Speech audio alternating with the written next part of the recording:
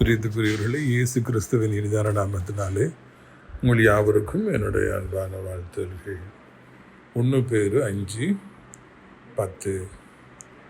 கிறிஸ்து இயேசுக்குள் நம்மை தமது நித்திய மகிமைக்கு அழைத்தவராயிருக்கிற சகல கிருபையும் பொருந்திய தேவன் தாமே கொஞ்ச காலம் பாட அனுபவிக்கிற உங்களை சீர்படுத்தி, ஸ்திரப்படுத்தி, பலப்படுத்தி நிலைநிறுத்துவாராக.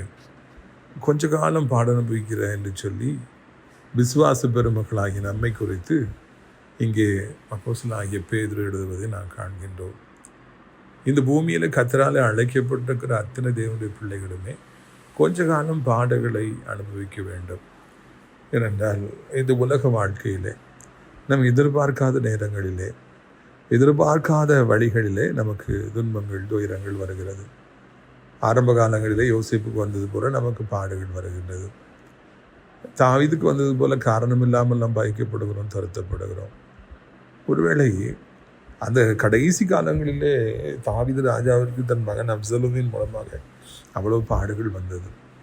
தன்னை கொல்ல வந்த மகனாகிய அப்சலோம் கொல்லப்பட்ட பொழுது அங்கே தாவீது அந்த மகனுக்காக கதறினார் என்று நாம் காண்கின்றோம். மிகப்பெரிய தேவ மனிதர்களையும் கூட தங்கள் பிள்ளைகள் மீது இருக்கிற பாசத்து நிமித்தமாக அவர்கள் வயதான காலத்தில் பாட அனுபவிக்கிறார்கள் என்பதை இதன் மூலமாக நான் தெரிந்து கொள்கிறோம். ஒருவேளை நன்கு ஓடிய, கர்த்தருக்காக ஊழியம் செய்த, ஓடி ஓடி உழைத்த எத்தனையோ தேவ மனிதர்களை நாம் அறிவோம். ஆண்டவருக்காக அரிய பெரிய காரியங்களை அவர்கள் செய்தார்கள்.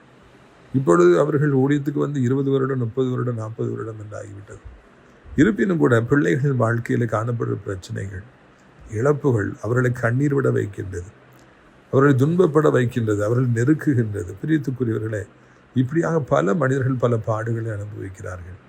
தேவன் தாமே அவர்களை பலப்படுத்தி, ஸ்திரப்படுத்தி, அருமையாக இந்த பக்தன் எழுத தூக்கி நிறுத்துவாராக.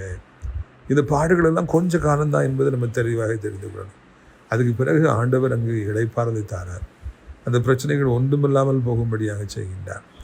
அதுக்கு மாத்திரமல்ல, தேவன் தூக்கி நிறுத்துகிறார். தேவனுடைய பிள்ளைகள் ஒரு தரம் அல்ல, 7 தரம் விழுந்தாலும் அவர்கள் மறுபடியும் எழும்பும்படியாக ஆண்டவர் செய்கின்றார். இந்த உலக வாழ்க்கையாக இருக்கட்டும், இல்லாவிட்டால் இந்த உலக வாழ்க்கைக்கு பிற்பாடு இருக்கிற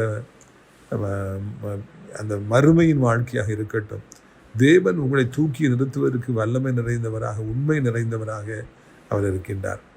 எனவே இந்த நாளில் பாட அனுபவித்து ஜெபிக்க முடியாதபடி, ஊழியம் செய்ய முடியாதபடி, சந்தோஷமாக இருக்க முடியாதபடி கலங்கி கொண்டிருப்பீர்கள் என்றால் இயேசு உங்களிடத்தில் பேசுகிறார். உங்களை அவர் தூக்கி நிறுத்த விரும்புகிறார். அவருக்கு ஒப்புக் கொடுங்கள், அப்பொழுது பெரிய காரியங்களை நீங்கள் காண்பீர்கள். உங்களுக்காக நான் ஜெபிக்கட்டுமா? கண்களை மூடுவீர்களா? அப்பா பிதாவின் சகோதரனுக்காக சகோதரிக்க ஜெபிக்கிறோம். எந்த நிலைமையில் இருந்தால் அவர்களுக்கு உதவி செய்யும். அவருடைய வேதனைகளை மாற்றிடணும், அவருடைய கண்ணீரை துடைத்திடணும். அவருடைய உள்ளத்தில் விசாரங்கள் பெருகையில் நீரே எங்களுக்கு ஆறுதலாக இருக்கிறது. நன்றி. கர்த்தர் மகிமைப்படும், பெரிய காரியங்களை செய்யும். இயேசு மூலமே ஜெபிக்கிறோம் நல்ல பிதாவே, ஆமென். ஆண்டவர் நாள் முழுவதும் உங்களோடு இருந்து உங்களை ஆசீர்வதித்து வழிநடத்துவாராக. ஆமென்.